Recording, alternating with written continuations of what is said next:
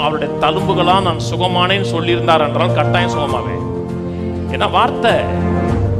என் தேவன் என் தேவையெல்லாம் அவருடைய மகிமையின் ஐஸ்வரியத்தோடு நிறைவாக்குவான்னு சொன்னார் என்றால் கட்டாயம் நிறைவாக்குவார். ஏன் எனக்கு கவனன்ட் அது. குறித்த நேரங்களில் பகற்காலமும் ராக்காலமும் உண்டாகாதபடிக்கு நீங்கள் பகற்காலத்தை குறித்து நான் பண்ணின உடன்படிக்கையும் ராக்காலத்தை பண்ணின என் உடன்படிக்கையும் அவமாக்கினால், அப்பொழுது நான் என் தாசனாகிய தாவீதோடு நான் பண்ணின உடன்படிக்கையும் அவன் சிங்காசனத்தில் அரசாளும் குமாரன் அவனுக்கு இல்லாமல் போகும்படியாக அவமாகும். என் ஊழியக்காரராகிய லேவியரோடும் ஆசாரியரோடும் நான் பண்ணின உடன்படிக்கையும் அப்பொழுது அவமாகும். ஏதாச்சும் விளங்குச்சா? நான் சொல்றேன். நான் பகலோடும் இரவோடு உடன்படிக்கை பண்ணியிருக்கேன். ஆதியாகமம் 1ஆம் அதிகாரத்தில் வெளிச்சம் உண்டா கடவுதுனர். கர்த்தர் 4ஆவது நாள் தாங்க சூரியனே வருது. முதல் நாளில் வெளிச்சத்தை உண்டாக்குனார், அப்படித்தானே? முதல்ல என்ன சொன்னார்? வெளிச்சம் உண்டாக்கூடாது. சூரியன் எப்போ வந்துச்சு? 4ஆவது நாள் வந்துச்சு. ஆனால் கர்த்தர் எப்போ சொன்னார்? முதல் நாளில் வெளிச்சம் உண்டாக்கடவுன்னு சொன்னார். இரவும் பகலுமாகி முதல் நாள் ஆகிட்டு இருக்கு. சூரியனே இல்லை, ஆனால் விடியுது, இரவாகுது. தேவன் ஒரு வார்த்தை சொன்னார் என்றால் அதை நிறைவேற்றுவதற்கு உங்களுக்கு எந்த ஒரு சப்ஸ்டன்ஸும் தேவையில்லை. சூரியன் வந்தால் தானே வெளிச்சம் வரும். அவரே வெளிச்சமா இருப்பாருங்க. உங்களுக்கு தேவையான இது நடக்கலையே அது நடக்கலையே, எனக்கு எந்த பணக்காரன் தெரியாத, எனக்கு எப்படி தேவைகளை சந்திக்கப்படும்? உன் தேவைகளை சந்திப்பன்னு வார்த்தை வந்துருச்சா, மேட்டர் செட்டில்டு. அதுக்கப்புறம் பார்க்கறது அவர் வேலை. ஆனால் நமக்கு அதெல்லாம் தெரியாது. எனக்கு அவரை பார்ப்போமா இவரை பார்ப்போமா, எனக்கு ஒரு பதட்டமாக இருக்கு, எனக்கு ஒரு சின்ன ஒரு அந்த தோல் போட்டு பார்க்கறது, நனைஞ்சுதா கிண்ணத்தில் தண்ணி வருதான்னு பார்க்காம. வசனம் வந்துருச்சா, மேட்டர் செல்ற கர்த்தர் சொல்றாரு, பகல் காலத்தும் ராக்கோளத்தோடு உடன்படிக்கை பண்ணியிருக்கேன். என்னைக்காவது காலையில் உனக்கு விடியாமல் இருந்திருக்கா? என்னைக்காச்சும் உங்களுக்கு பார்த்துருக்கீங்க? இல்லைங்க 10 மணி ஆச்சுங்க, இன்னும் இருட்டாதான் இருக்கு, ஜன்னலை திறங்க. எனக்கு இனிமேல் விடியவே இல்லைங்க, ஜன்னலை திறந்து பாருங்க, விடிஞ்சிருச்சு, எல்லாரும் வேலைக்கு போயிட்டாங்க. பகல் வந்துருச்சு. 6 மணி ஆச்சுன்னா மிஞ்சி போன 7 மணி இரவு வந்துடும். அப்படி பகலோடும் இரவோடும் உடன்படிக்கை பண்ணியிருக்கேன். இரவு வருதுல, 3 மணி ஆச்சுன்னா இன்னும் 2 மணி நேரத்தில் விடிஞ்சிரும் அப்படிங்கிற எண்ணம் இருக்குல்ல.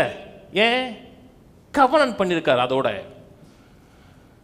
அதோட நான் உடன்படிக்கை பண்ணியிருக்கு. ஒரு நாள் கூட சூரியன் உதிக்காம இல்லை, ஒரு நாள் கூட சந்திரன் வராமல்ல. அப்போ நான் அவருடைய தழும்புகளா நான் சுகமானேன்னு சொல்லியிருந்தார் என்றால் கட்டாயம் சுகமாவேன்.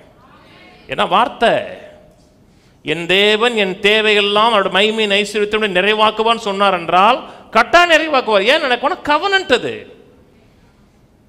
ஒருவேளை சூரியன் வரல, ஒரே இருட்டா தான் இருக்கு, உலகமே இருட்டா இருக்கு, சூரியனே போச்சுங்க, சூரியனே இருட்டாய் போச்சுங்க, விடிய விடி இருட்டா தான் இருக்கு. இல்லாட்டா 7 மணி ஆச்சு, 8 மணி ஆச்சு, 10 மணி ஆச்சு, சூரியன் உதிச்சுக்கிட்டே இருக்குங்க.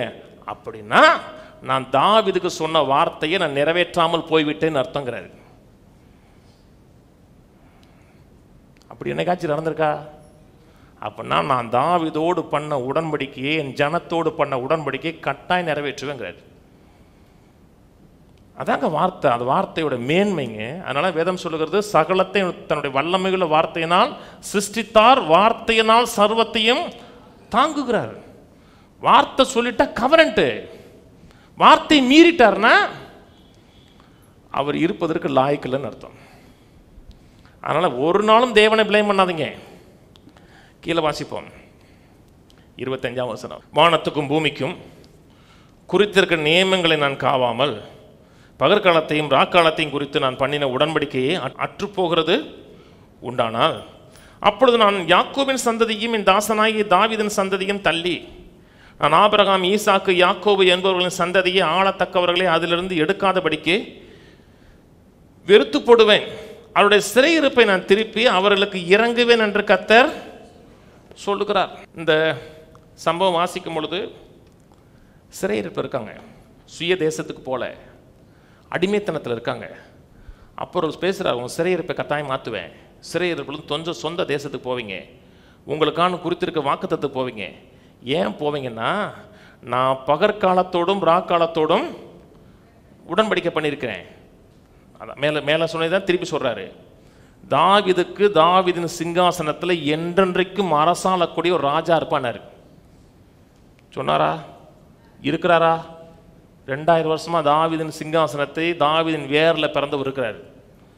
தாவீதோட வாழ்க்கை நிறைவேற்றினா உங்களோட வாழ்க்கையில் ஒரு வார்த்தை சொல்லியிருக்கிறாரா?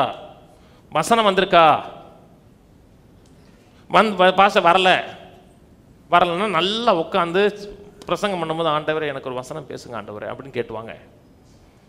பைபிள் படிக்கும்போது கேளுங்க, பிரசங்கம் கேளுங்க, இன்ஃபர்மேஷனை கேட்காதீங்க. அப்படி கேட்டீங்கன்னா உங்களுக்கு வேண்டிய ஏதோ ஒரு வார்த்தையை கர்த்தர் பேசுவார். அதில் நீங்கள் நில்லுங்க. தாவீதுக்கு நிறைவேற்றுவார், ஒரு தேசத்துக்கே நிறைவேற்றுகிறார் என்றால் நமக்கு ஒரு வார்த்தை கர்த்தர் கொடுத்துருக்கிறாருன்னா கரெக்டாக நிறைவேற்றுவார். என்னுடைய வேலை என்ன? வார்த்தை வந்துருச்சு நிலைச்சு நிற்கணும். நிலைச்சுனா சத்தியத்தை அறிந்திருக்கிறேன், சத்தியம் என்னை விடுதலையாக்கும். வார்த்தை மட்டும்தாங்க மாறாதது.